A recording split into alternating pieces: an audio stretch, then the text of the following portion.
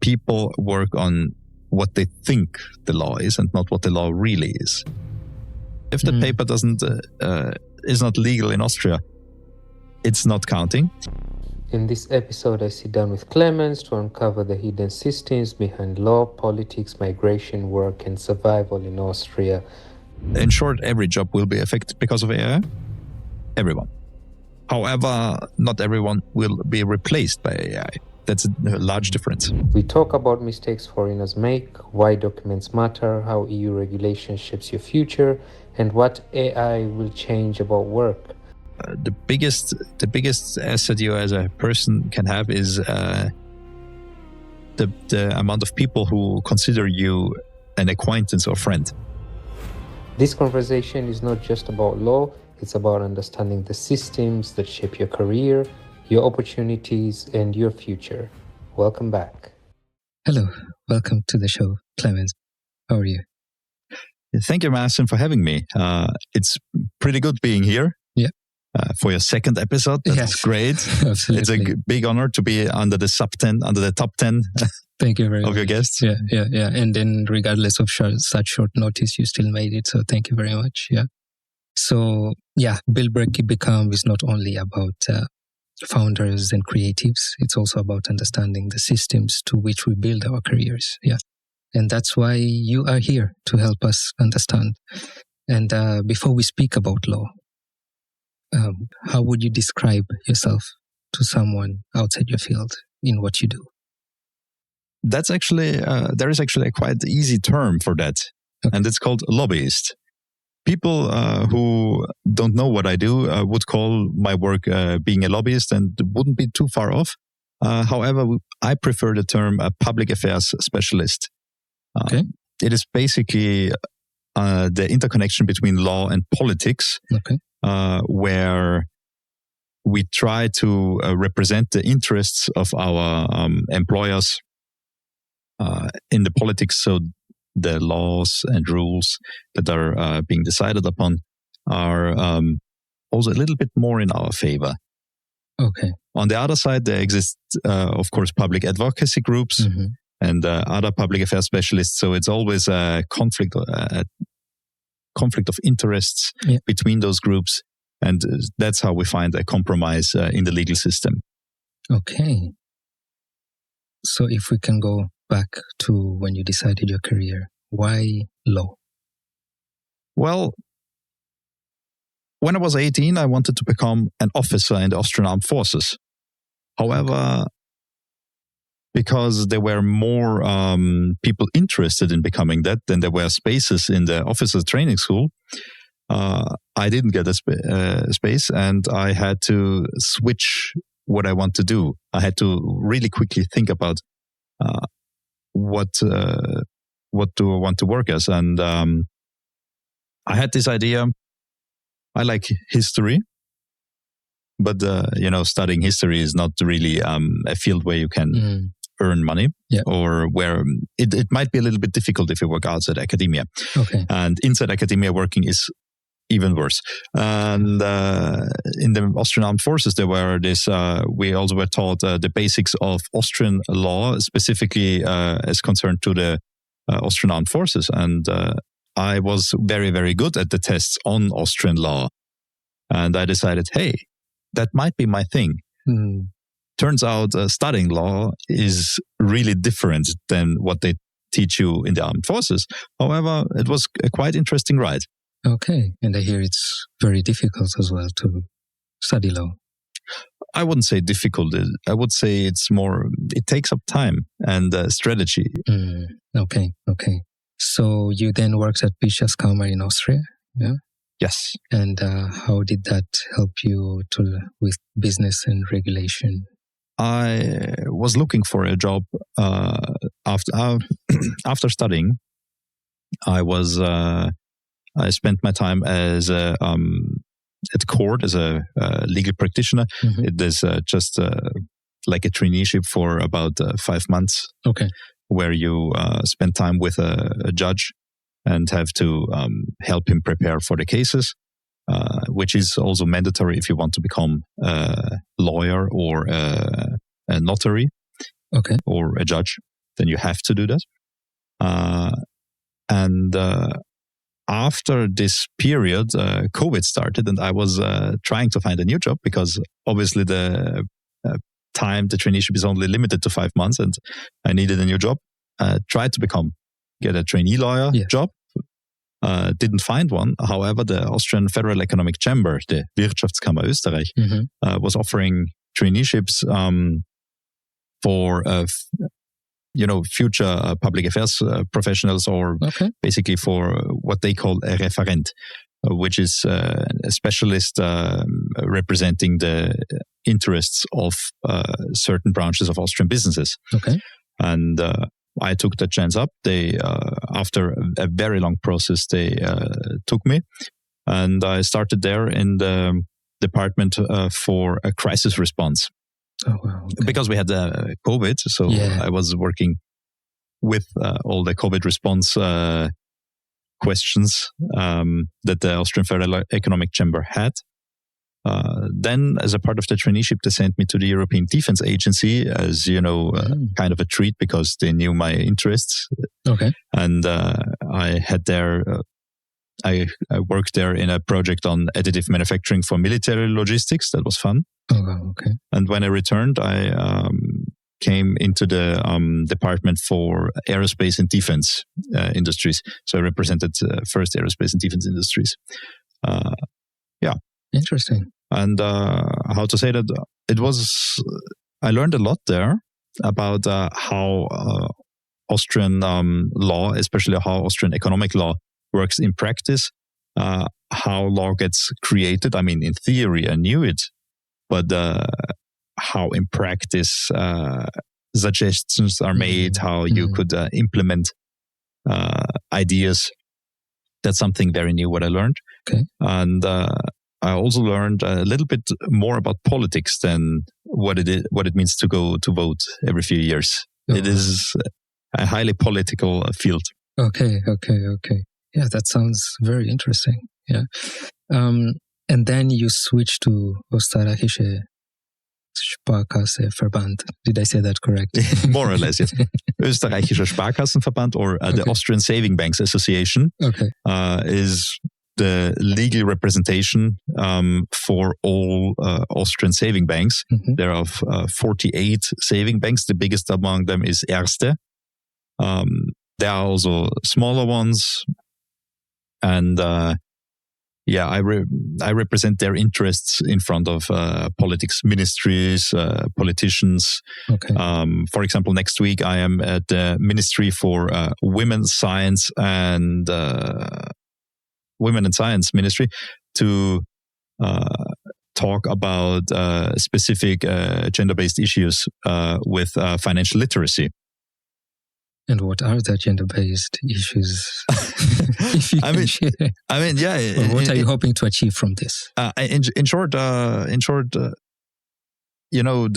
basis for a good business decisions, or basically good financial decisions in life, is that you have financial knowledge, or knowledge on how financing works. So do you know that how does a credit work? How or a loan?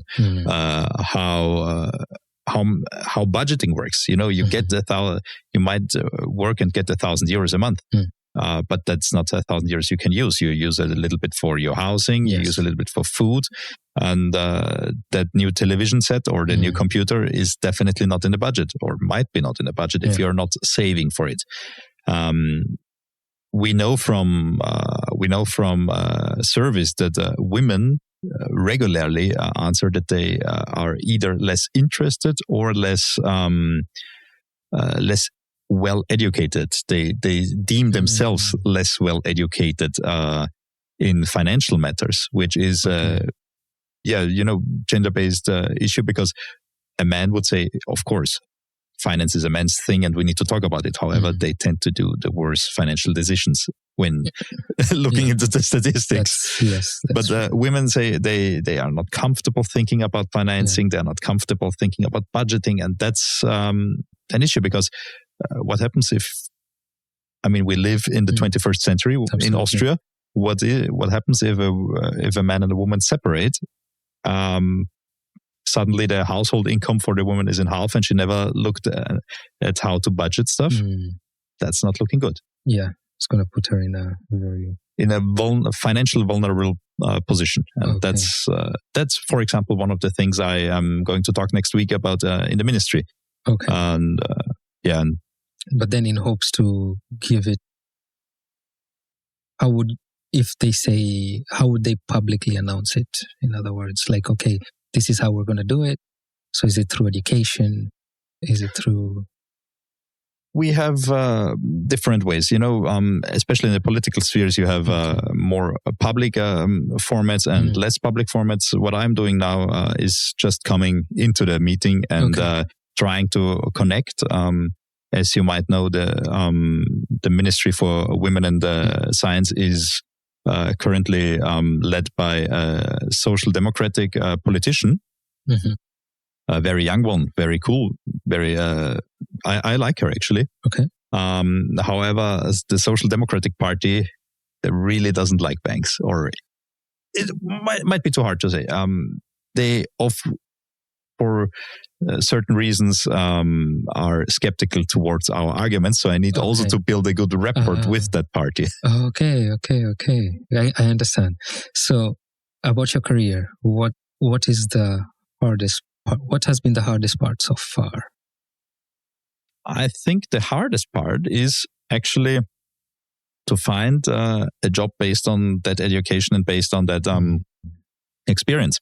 Because public affairs is in Austria a very underutilized field. It is a field that is not very well known. Big business, certain big businesses have a public affairs department, or usually they are connected with the public relations. Yeah. That's the PR. They do, for example, public stuff that you can read in the newspapers. And so a specific public affairs department is very, very rare. So my work is more easily found in associations. Or maybe, I don't know, maybe Amnesty International has an opening for me at one point. Yeah, hopefully.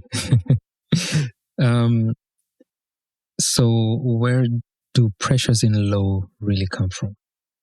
I mean, the biggest issue is that people work on what they think the law is and not what the law really is. Based on hearsay. And if you talk to people not very knowledgeable in law about what happened in front of court, it's as if they were in an entirely different show. Yes. So, sometimes they cannot follow the reasoning. Law follows actually a very certain logic, and this logic is not very intuitive in all cases. Okay. Because obviously it is a very large structure. You have to learn a lot of texts. You have to compare texts with each other. You have to find out what actually happened from a legal standpoint. Okay. Wow. But so that's actually something that's difficult to understand also as well for Austrians actually. Okay. Oh wow.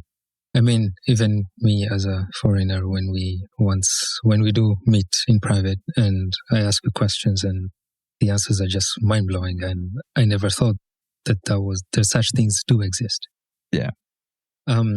So in your field, do you have moments where you're like, okay, I'm slowly getting burned out and or this is getting too much? We have intense weeks and we have less intense weeks. I would say no, because most of my work, during normal office hours, most of my work is writing or preparing documents for other people or for myself, or documents that I hope that someone else reads. When you go to a ministry, you bring them something to read if they have free time. Yeah. I mean, the worst part to do is to toss it out into the trash. However, that means they had to at least pick it up into their hand. Okay. So if you format it nice and make it look nicely, maybe they look at it. That's one thing. And the other part of my work is actually meetings and events, as in not sometimes organizing them, but most of the time actually participating in them and networking with people. So in a way, you could say partying, for the lack of a better word, might be part of my job. Okay. Not partying in a sense going out to the club and dance, but going somewhere in a suit and drink wine is part of my work. Okay. And is there anything that you learned the hard way that, until today you're like, oof? I had a very good and comprehensive education in German, my mother tongue. And I wrote really, really long and good texts and very highly structured and basically literary texts in school. Oh, wow. And when I started to work, I found out that the most people I need to connect with are either in the time frame or intellectually impaired in a way that they either have not the time to read the text or have not the capabilities to understand half of what I'm writing. And that means I needed to really strongly dumb down my texts to make them easy to structure them. I mean, that's what basically ChatGPT now does. But when I started to work, we didn't have ChatGPT yet. Was around the corner, but it didn't yet start. And I had to really write like I would write for, a 10-year-old. Oh, wow. Okay. Short sentences, short bullet points. Yes. But there's also a saying, if you can't explain it to a 10-year-old, it means you didn't understand it. So the fact that you can do that, it means you did, or you... Yes. On the one hand, yes. On the other hand, is that you have only one page time to convince the other side. So that means it has to be a one-pager.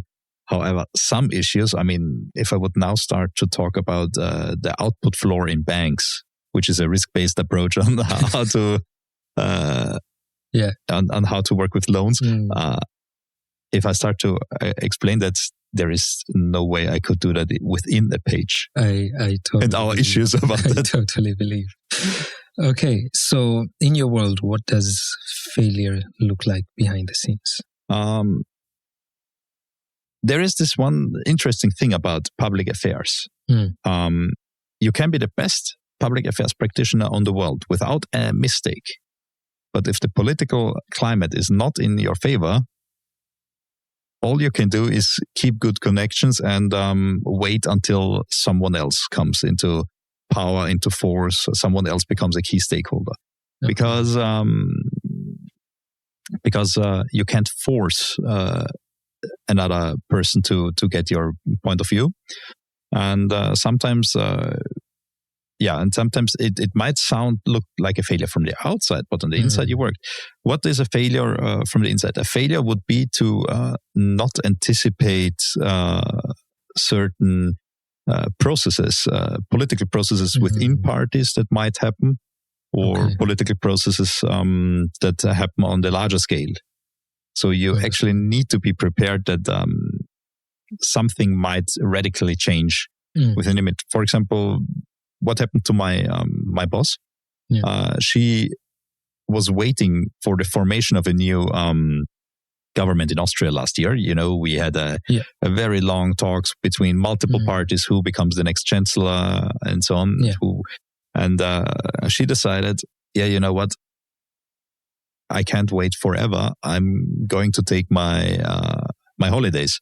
And during the holidays, the government formed.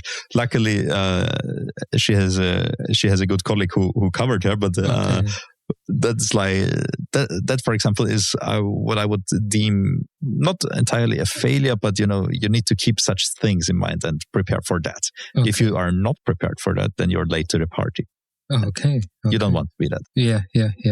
So again, in your world, how has perception of success, how do you see it? When is it like, I think the biggest issue is, for my world, we don't really have KPIs.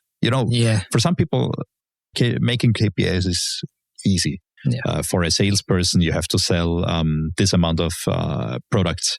Or create this volume of transactions.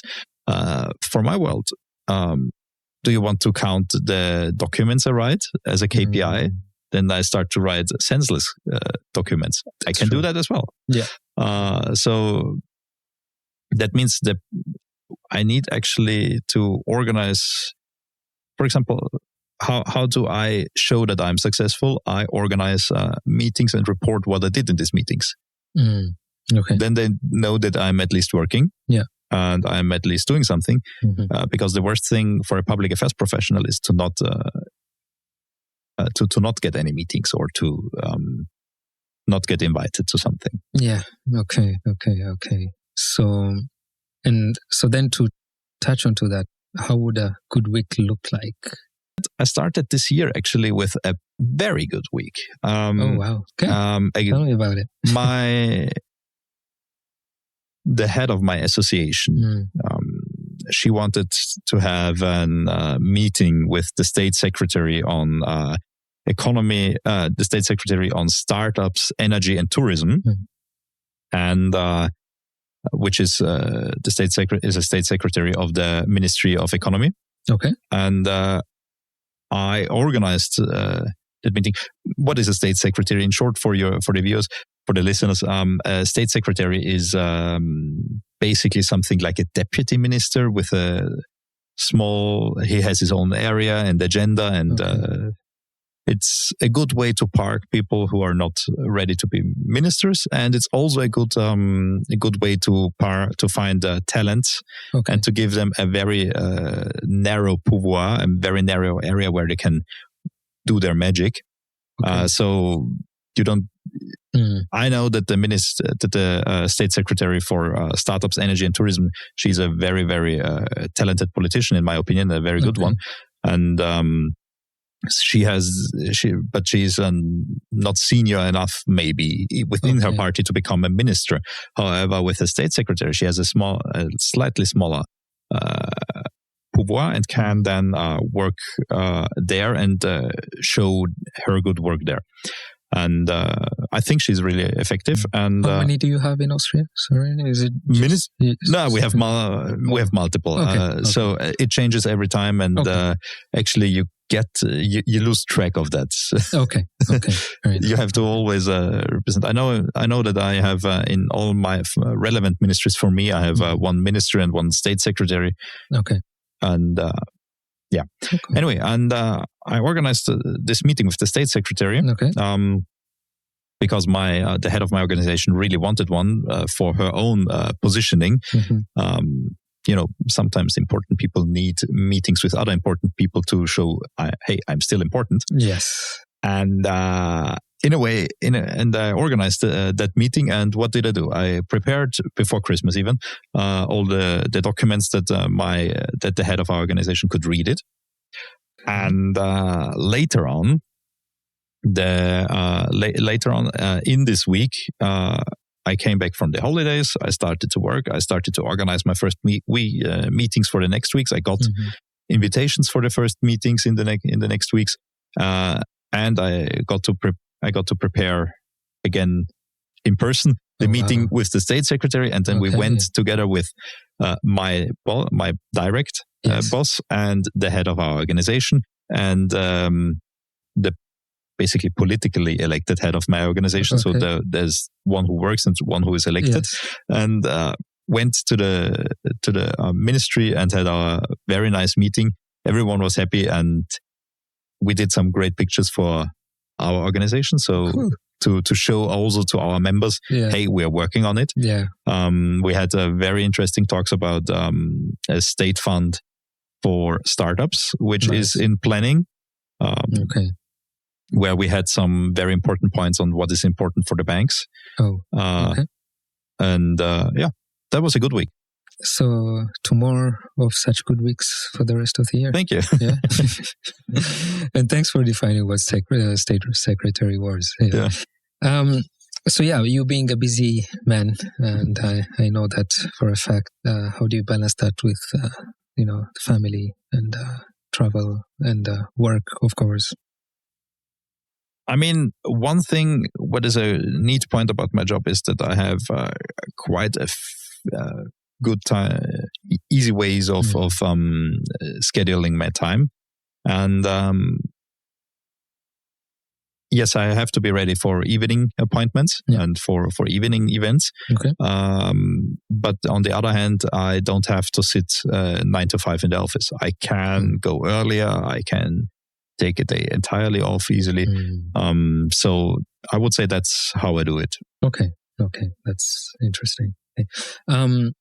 We are now going to switch to a favorite topic of mine. Yeah. So basically, many listeners who live in Austria and want to move here may be feeling lost. Yeah. So what are some common mistakes foreigners make in Austria, or maybe even the Austrians themselves make in Austria? I think the most important thing, especially for a foreigner wanting to move to Austria, is that you need to really get your documents in order. And I'm not talking about passport and visa procedures and residential permit. That's obvious. Marcin, what did you study something abroad? Did you study outside of the European Union something? Did you went to a university or so? When you you didn't, but some people studied and got really high qualifications abroad. That's correct. Outside of the European Union. However, this qualification is not as easily usable or translatable, or it doesn't translate into a higher wage if you do not do the work to get it accredited for Austria. For example, when my wife came from her home country to Austria, one big part was that she had to do a so-called apostille for her university degree, because her university degree, although valid and from a good, reputable university, doesn't count as a university degree if it's not accredited in Austria. So she has to get an apostille. And if you want to use it not for study, but for work, you have also to go through the so-called ENIC-NARIC system of the Ministry of Education in Austria to get it accredited. Okay. And I think that's the big part. If you're at home, wherever you are, find out what kind of legalization your documents need in Austria to be of any value. And go to all the ministries you can, or you have to. In some countries, it's one ministry who does everything, the Ministry of Foreign Affairs usually. In other countries, you have to go to specific ministries and get a so-called either apostille or a full legalization, whatever is needed. Okay. It really depends on the country where you're from. It's most of the time it's a stamp. Sometimes it's an entirely additional document that you then use together with your main document, your birth certificate or your studies or so. And when you come to Austria, then you can translate it, and you can use it legally, and you can show it to people, and it makes sure that your skills are valuable, or your skills can be even valued in Austria. Okay. I think that's the biggest part. Understood. And what is it that people underestimate legally or bureaucratically? I think here an issue might be that people do not know how long certain processes take. You know it yourself, EMA 35, the magistrate for foreigners in Vienna, is notoriously slow. Yep. So you need to keep that in mind. You need the money, you need the time. And if you are a foreigner with not full access to the Austrian labor market, which is already difficult in itself, you need time. You need to make time for the Arbeitsmarktservice, AMS. They are responsible for the labor force in Austria. You need to give them about 8 weeks time to decide if they allow you to work in Austria. And that is always bound to the specific workplace. So if you are a foreigner with not full access to the Austrian labor market and you start working at a company, the company has to ask the AMS to allow you to work with them. But if you want to switch jobs, you have to do the process again with a new employer. Oh, wow. And that takes about, they have legally a time frame of 8 weeks. So from, yes, we take you to start working is 8 weeks, and to the first salary, then usually again another 4 weeks because they don't pay you in upfront. Mm-hmm. That's correct. Okay. So for residence permits, contract, taxes, where do people make mistakes commonly? Yeah, I would say with regards of residential permits, people really need to look up what type of residential permit they need or they want to have, they aim to have, and to check really closely what is needed for that. You don't need to give the magistrate, the bureaucracy, too much information, and you do not want to give them too little information. You want to give them the exact right amount of information, and the closer your documents are to their list, you find on the internet all the documents you need. Yeah. The closer it is to their list, the better. And actually, I would suggest if there is the money involved to contact an Austrian immigration lawyer. There are pretty good ones, and they can facilitate the way much easier. Okay. And according to rental contracts, Marcin, don't sign anything you can before you are really ready to sign. I know that. Yeah. That's one thing, and the second thing is we have a pretty strict rental law in Austria.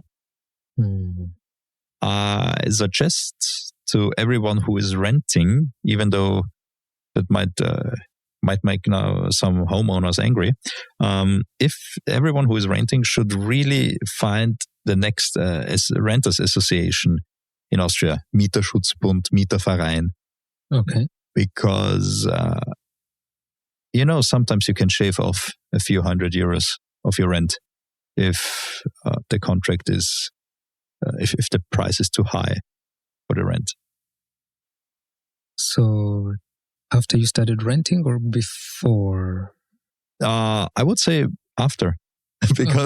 because before it might be difficult to get the agreement, but afterwards, you can go to them. You have to pay a fee to become a member of such an organization. Oh wow! Okay. But they give you a legal appointment. They give you an appointment. They show you, your house has this and that age. That means maximum rent is this and that for that area, and then you can decide if it's a good idea to talk about that, or if you want to fight for that. For €100 that might be not really worth it, but in some really bad cases, we saw people renting out for about €300 to €500 more than they are allowed to, and that's like, oh wow, that's free money laying around for you. Yeah, that's true. Okay. However, then you can also be sure that your rental agreement won't last much longer. That means you also have to think, how much are you in love with that flat, or is there another way to talk with the landlord? Okay, understood. Yeah, thank you for that. You're welcome. So for a foreign professional, what should they get right in the first year of being in Austria? I know you have touched on, quite a few important ones. Yeah. I say it again because it is really the most important thing. Documents. If it's not on paper, and if the paper is not legal in Austria, it's not counting. Okay. The second thing is German. I know you might be the best professional in the world with the most knowledge, and you basically create money out of thin air. Yeah. And everyone wants to hire you from Google to whatever, and you want to move to Austria, but having little to no German knowledge would hinder your opportunities. You are basically then bound to that one employer. or to that one person.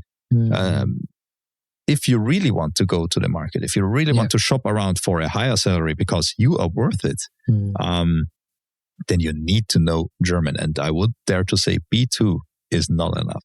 Yeah. And the second thing is research the salaries. We have in Austria a system of collective agreements that shows you the minimum salary. However, in certain branches, the minimum salary is just a legal minimum and not what you are commonly paid. Okay. If, let's say, the legal minimum is about, let's say, 50K, 55K a year, that would be 3,500 euros, roughly. And you in the branch, they hire you usually with 5K or 4.5K, which is more per month. And you come with your experience and you want only the minimum salary. That makes employers suspicious in a way. Like, is his experience real? Is his experience something that is valuable, or does he play on something? If I get him that cheap and he has that much experience, then he will leave me sooner, and it is really expensive to hire actually new people. Okay. Because you have to look for them. Yeah. And usually a new hire earns more than an old, or demands more money. Yeah. So there's that. Okay, good to know that. And what is something we should stop worrying unnecessarily? You should stop worrying unnecessarily about how people perceive you, because people will always look at you and have this picture. Will look at you and have their opinions. You really do not want to work for a person who doesn't want to work with you based on your nationality. So it's actually a good filter for you and a safe filter for you. And on the other hand,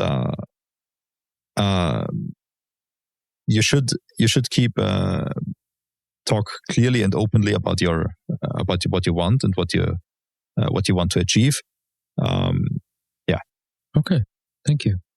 We're going to switch to the EU law a bit. So how does the Austrian law and the EU law interact together? I mean, I could give you now about 1 or 2 hours of lecture about that, because it is the introductory lessons about the EU law are actually that long. Goodness, I believe. We had a whole semester, okay. The EU law is what we call a supranational law. That means it is not a national law, and it's not entirely public international law. Okay. It is something in between. It is based upon a public international agreement between between the European member states. And we have basically 2 legal acts that exist from the European Union besides the contracts. The contracts are basically the foundational. The contracts of the European Union are the foundation, the constitution, if you want to say it like that, but people are afraid of that word, of the European Union. And then we have 2 kinds of legal acts. One is called regulation, and one is called directive. The EU regulations are they're decided upon in Brussels, within the European Union, within the European Parliament, but they have to be transformed into national law in due time. For example, we have now, what was the English word for that? We have currently the so-called, I will now say the German word, Entgelttransparenzrichtlinie, which is the regulation on the transparency of salaries. It was now not really good translated, but you get the gist. And it is into force. It came into force. However, so that the employee gains anything from it, any information from it, because that's the gist of it. You have to be able to compare your salaries in a way with your co-workers, provided by the employer in organizations larger than 100 people. And the Austrian politics have to translate this regulation into an Austrian law. Okay. And that would be that's one of the things. The other thing is the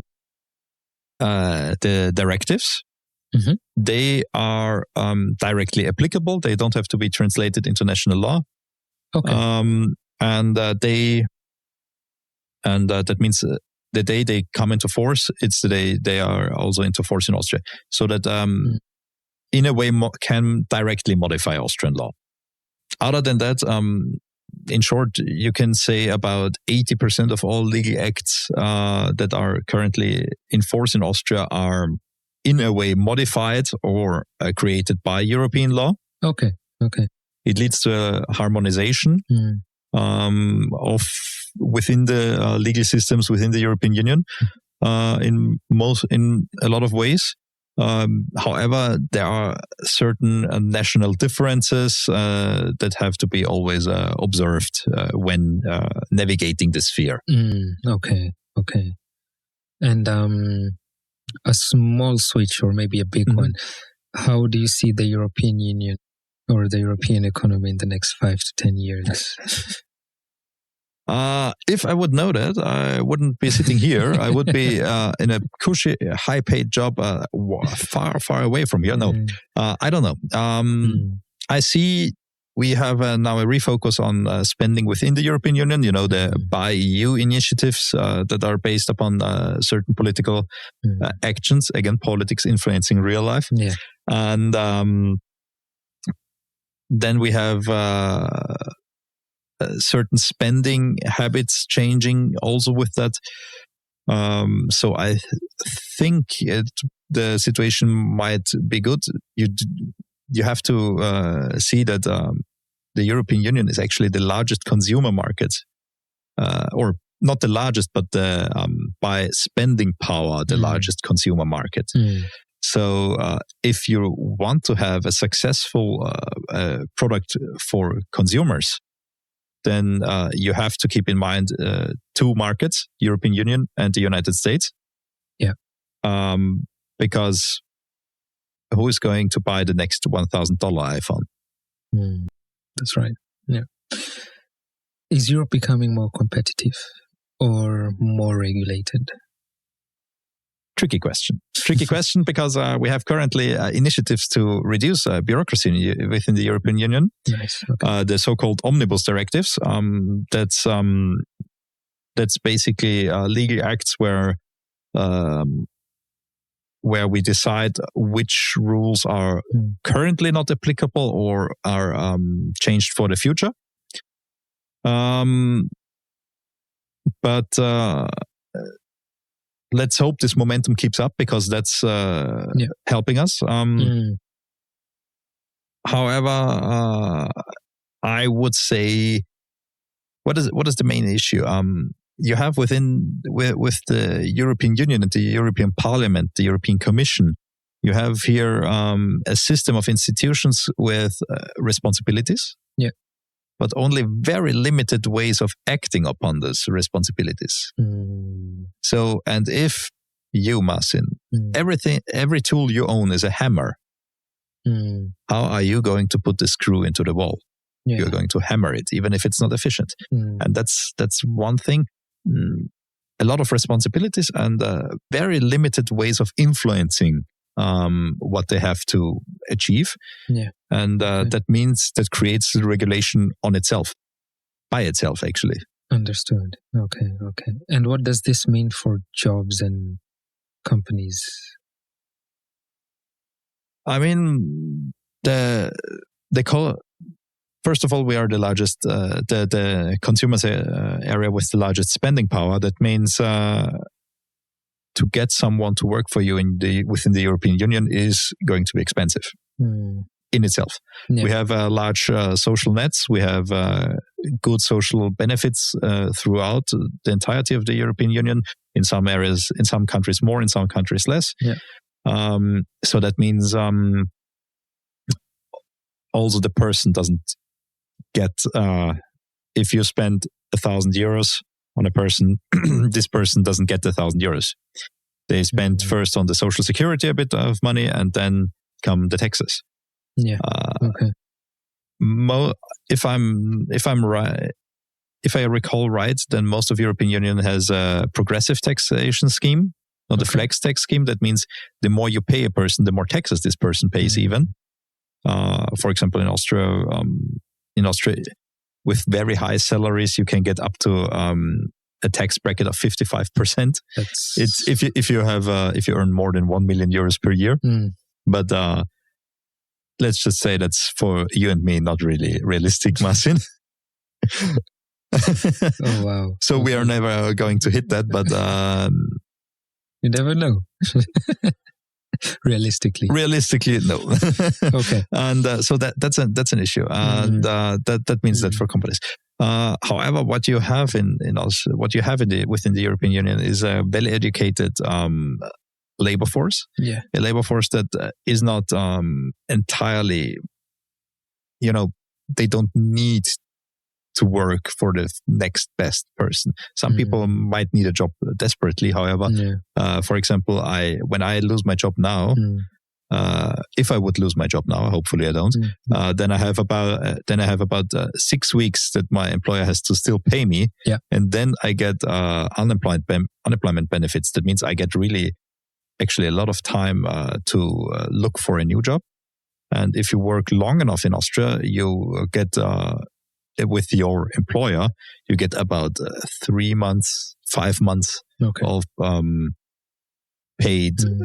So if he sends you off today, you have like 3 months to where he still has to pay you your normal salary with the normal benefits. Yeah. So you have a labor force that is not desperate to work at any cost, at any price, which is in a way also good for the peace of mind and for the creativity and application of skills. That's true. I agree. So which brings me to a shift in the topic to AI. So in your opinion, in Austria or in the EU, what jobs might be affected because of AI? In short, every job will be affected because of AI. Everyone. However, not everyone will be replaced by AI. That's a large difference. What do I mean by that?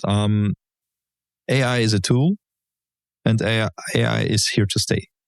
Yeah. So that means you have to use it.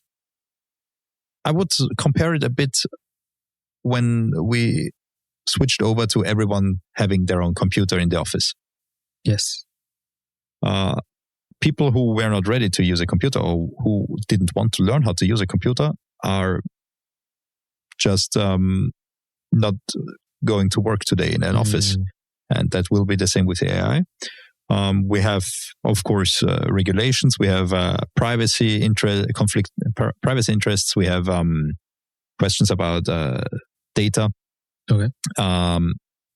But you will have to know how to work with AI, at least on a basic level, if you want to have a future within the economy of the world, actually, I would say. And the second thing is low-skilled and low-skilled work, especially this kind of office work that everyone can do, like picking up the phone, writing to customers. This will be also starkly reduced, maybe even eliminated. Just imagine, again, getting to the last technology change. In the past, we had a lot of secretaries, people whose entire work was to write letters and to create appointments, to keep books, calendars, and so on. Who does this job now? The specialist, the professional himself, or herself. sitting at the in the office chair, writing invitations to meetings, sending invitations out to meetings, writing emails. The emails are getting sent much faster. You don't have to wait until the post pick it up. So, and this will be AI. So you will use AI to write faster, or you will use AI agents to organize meetings more efficiently. Yeah. So for the unskilled labor, then that's going to be replaced. I mean, how are we preparing, like as Austria or as the European Union? We have in Austria actually programs for financial help for people to transition jobs. So you can get grants or money for training on the job, for switching the training, for doing something new. Okay. That's one thing. We have that actually for quite a long time already. That's one thing. The other thing is jobs will always transition, and people will always learn something new. There will be also always some kind of job that needs to be done. For example, it will take still quite a long time until autonomous cars or autonomous delivery will be available within the European Union or rolled out on a large scale. So this is an area, and everything people facing, because what we know, people find restaurants with robots funny, but not really good. So, and research shows that people like to interact with people. Yeah. Agreed.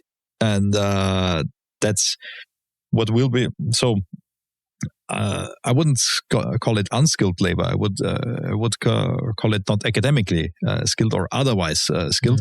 And what also will always be an issue is trades. As in, we didn't find a way. AI replaces the office worker, not the person who works by hand. No machine is as flexible as a human, because I would make a very poor figure while building a house. On the other hand, I don't have to be specifically constructed to build a house. I have only to be taught how to lay bricks. Yeah. Okay.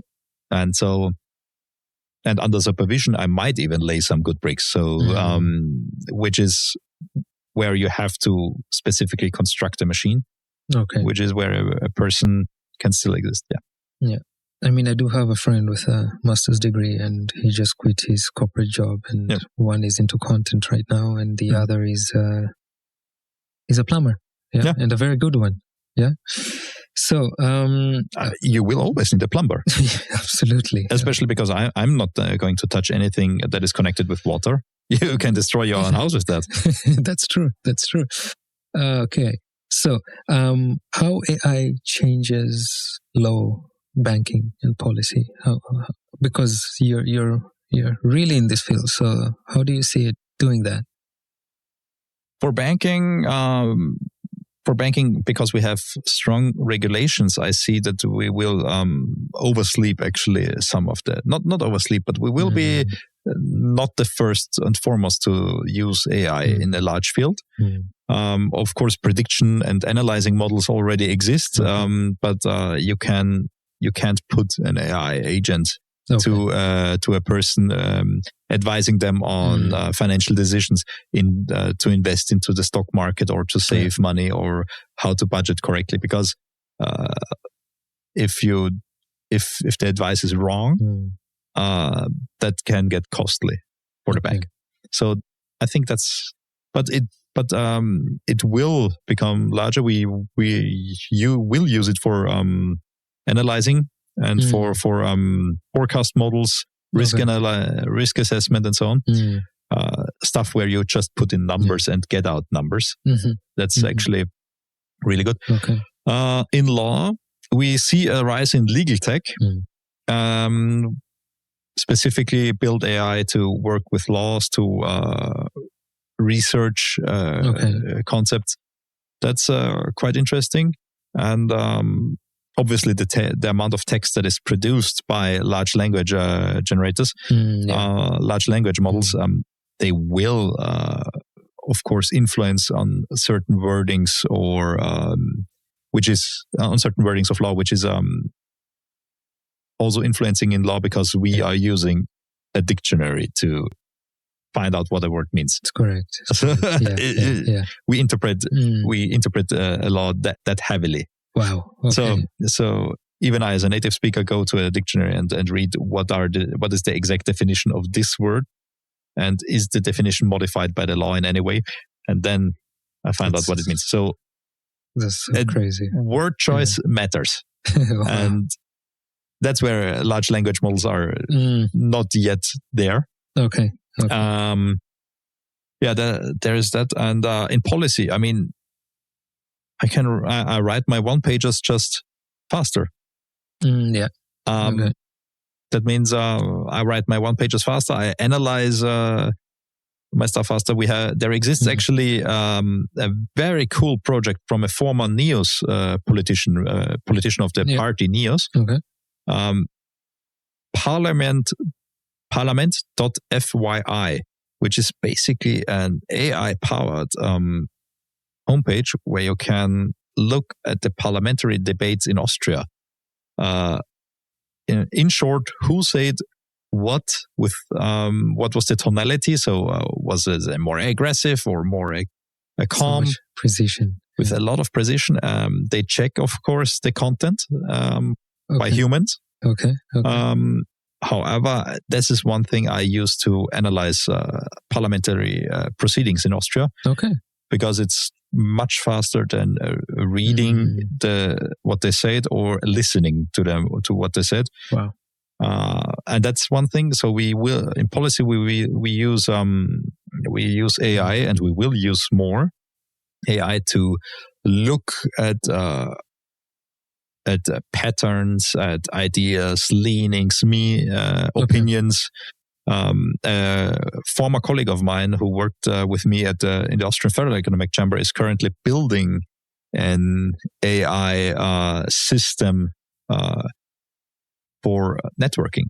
In a way, not networking in a specific way, but for to see possible alliances in the political sphere. You know, sometimes you know that your party or your grouping is of one opinion, and you don't know who else might be of a similar or same opinion.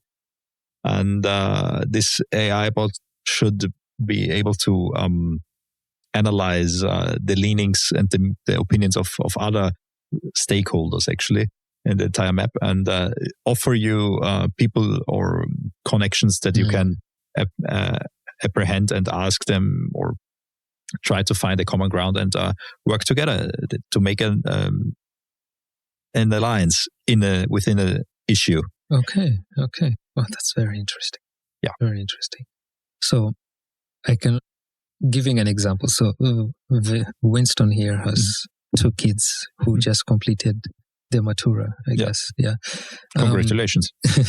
So, yeah, of course, about to go to university, about to like, which direction should they look into with the rise of AI now that they're still young and, at least a rough idea? Everything I say is wrong. I say this because no one can know for sure. However, I would suggest to create a strong knowledge basis based on what they enjoy doing is a good idea.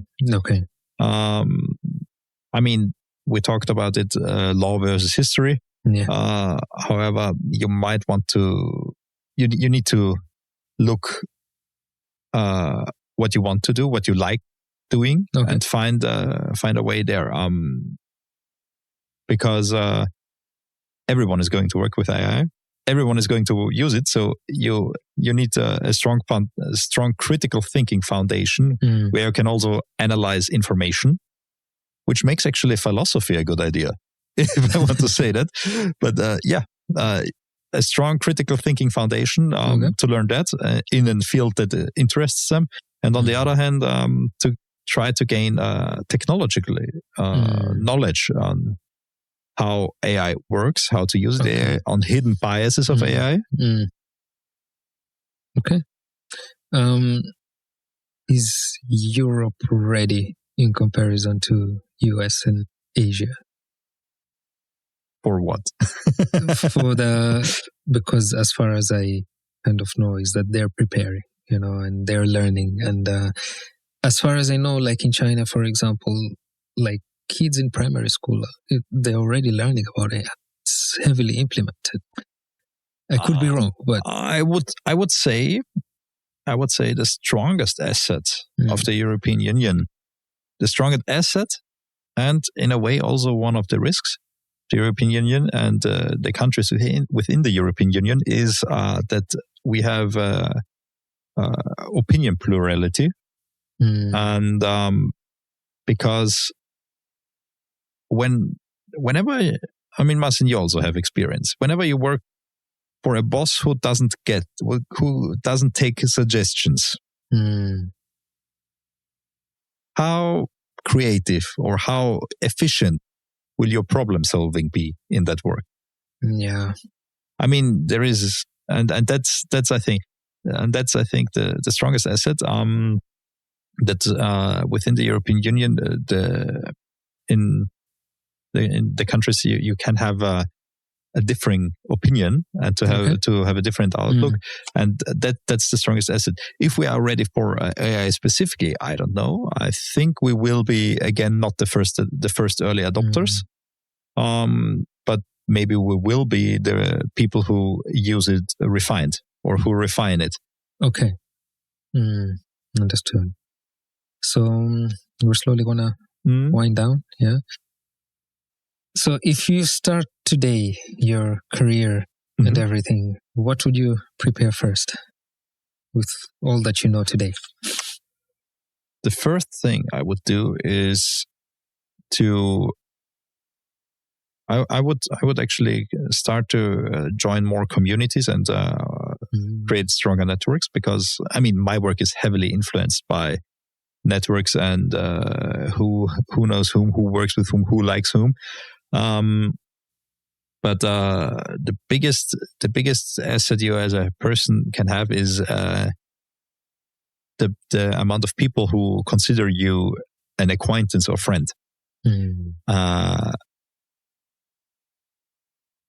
a way, because you never know if I know that sounds now harsh, but you never know if your best friend or if the true three closest friends will be those who can help you with the work, with career the most. They will help you mentally and psychologically. That's great. But you need a larger group of people who consider you close enough to either suggest you something, to give you honest feedback, to show you honest possibilities, and to even to brainstorm solutions within your field. And so the thing I would have done differently, start when I would go to university again as a 18, 20-year-old person, then I would try to join clubs, activities to find people. And that's actually something I would also suggest to newcomers to Austria. Wherever you are, try to find a club that you like. Yeah. Be it some sporty stuff or something else, dancing classes, whatever. Do something where not only your bubble exists, your comfort zone, your comfort zone, but do something more and try to find connections outside of this bubble, because those are actually the strongest ones. And again, people who within networks are the strongest ones are those who broker net connections between different people. Yeah. Okay. Yeah, that was very valuable to hear. So, favorite country in the EU and what? If it's not Austria, because you said I'm not allowed to say Austria, that was outside Austria. Yeah. Outside Austria. I know it's Austria, for sure. I would say, in a way, Belgium. Belgium is a strange country. It's a funny country. Why is that? They have three language groups. Yes. French, Flemish, and Wallonian, and German. Oh, yes, they have German, and they are. Or there is everything organized according to those language groups. They have political influence. The biggest one are the French and the Flemish fighting against each other. Yeah. And the Germans are siding with whom favors them more currently. Okay. They are, funnily enough, a kingdom. This is also fun. They are the heart of the European Union in Brussels, which sounds like, oh, wow, this must be the great capital. But if you come with the idea that this is now the capital of some grand empire or something, you go there and you find out, no. Just no. It's really cool. It's fun. It's for me like Adventure City, because you meet all the people who make decisions every day. You meet you have a lot of stuff, busy work there. And I would say Belgium. Okay. One thing Europe does better than people admit.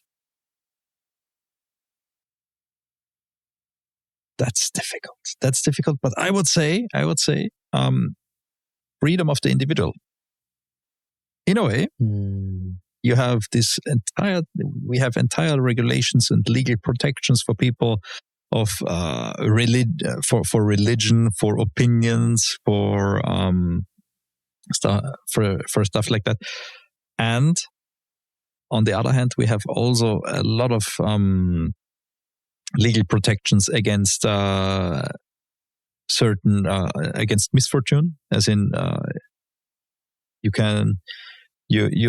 have your sick leave in most of the European countries. Actually in all of them.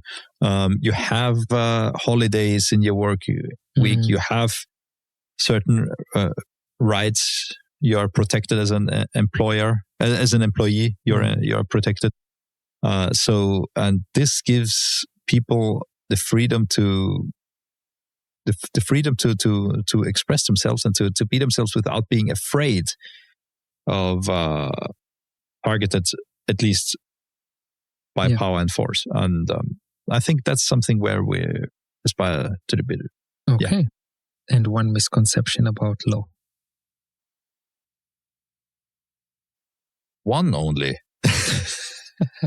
That's difficult. One misconception about law. I would say the biggest misconception about law is that it is like in television. In television, you see mostly referenced American law, which is from the Anglo-American law sphere, and it works differently than continental European law. Okay. And we don't know what a precedent is. No. Yeah. I mean, I got to learn most of that from the TV series Suits. So I don't know if you watched that. It's an American.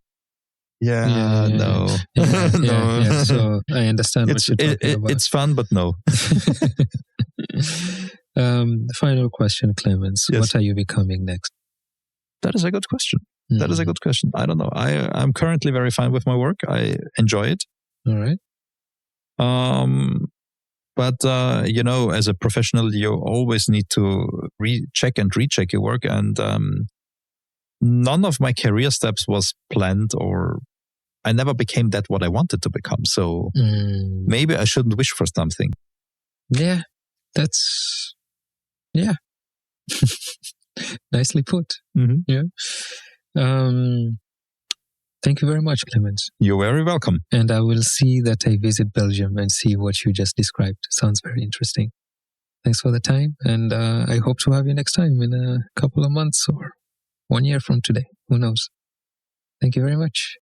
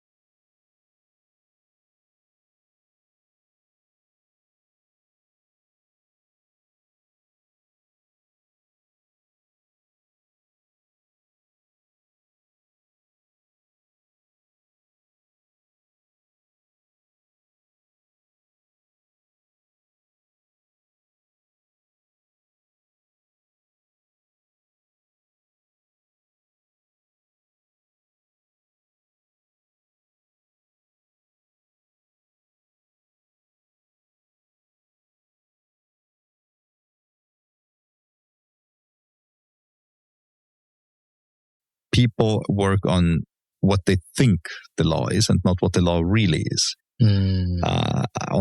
Based on hearsay. And if you talk to people not very knowledgeable in law about what happened in front of court, it's as if they were in an entirely different show. Yes. So, sometimes they cannot follow the reasoning. Law follows actually a very certain logic. And this logic is not very intuitive in all cases. Okay. Because obviously it is a very large structure. You have to learn a lot of texts. You have to compare texts with each other. You have to find out what actually happened from a legal standpoint. Okay. Wow. But so that's actually something that's difficult to understand. Also, as well for Austrians, actually. Okay. Oh wow. I mean, even me as a foreigner, when we do meet in private and I ask you questions and the answers are just mind blowing, and I never thought that such things do exist. Yeah. So in your field, do you have moments where you're like, okay, I'm slowly getting burned out and, or this is getting too much? We have intense weeks and we have less intense weeks. I would say no, because most of my work, during normal office hours, most of my work is writing or preparing documents for other people or for myself or documents that I hope that someone else reads. When you go to a ministry, you bring them something to read if they have free time. Yeah. The worst part to do is to toss it out into the trash. However, that means they had to at least pick it up into their hand. Okay. So if you format it nice and make it look nicely, maybe they look at it. That's one thing. And the other part of my work is actually meetings and events, as in not sometimes organized.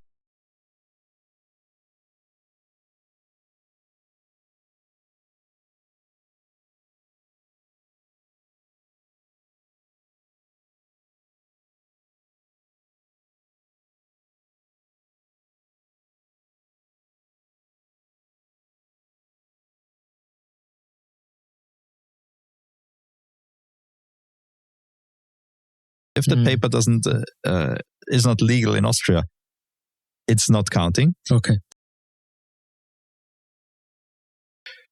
I think the most important thing, especially for a foreigner wanting to move to Austria, is that you need to really get your documents in order.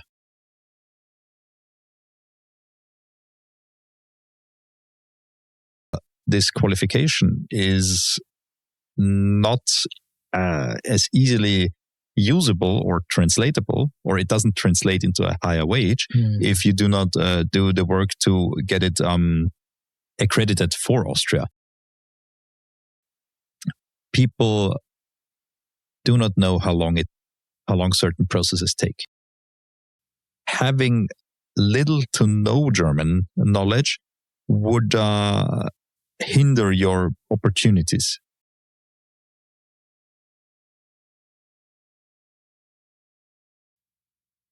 In short, every job will be affected because of AI. Everyone.